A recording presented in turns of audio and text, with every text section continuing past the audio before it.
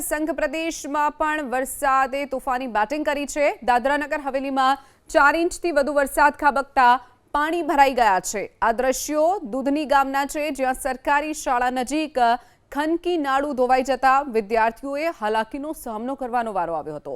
વિદ્યાર્થીઓ જીવના જોખમે અહીંથી પસાર થઈ રહ્યા છે, ત્યારે સવાલ એ થાય છે કે જો કોઈ દુર્ઘટના સર્જાશે તો જવાબદાર કોણ? જે દ્રશ્યો આપ જોઈ રહ્યા છો, નાળું ધોવાઈ ગયું છે। વિદ્યાર્થીઓને શાળાએ જવાનો સમય છે અને તે જ સમયે આ પ્રકારની હાલાકી થતા વિદ્યાર્થીઓ જીવના જોખમે આ નાળું પસાર કરવા માટે મજબૂર બન્યા છે।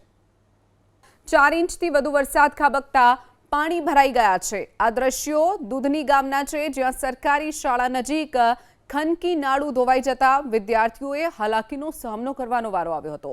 વિદ્યાર્થીઓ જીવના જોખમે અહીંથી પસાર થઈ રહ્યા છે, ત્યારે સવાલ એ થાય છે કે જો કોઈ દુર્ઘટના સર્જાશે તો જવાબદાર કોણ? જે દ્રશ્યો આપ જોઈ રહ્યા છો, નાળું ધોવાઈ ગયું છે। વિદ્યાર્થીઓને શાળાએ જવાનો સમય છે અને તે જ સમયે આ પ્રકારની હાલાકી થતા વિદ્યાર્થીઓ જીવના જોખમે આ નાળું પસાર કરવા માટે મજબૂર બન્યા છે।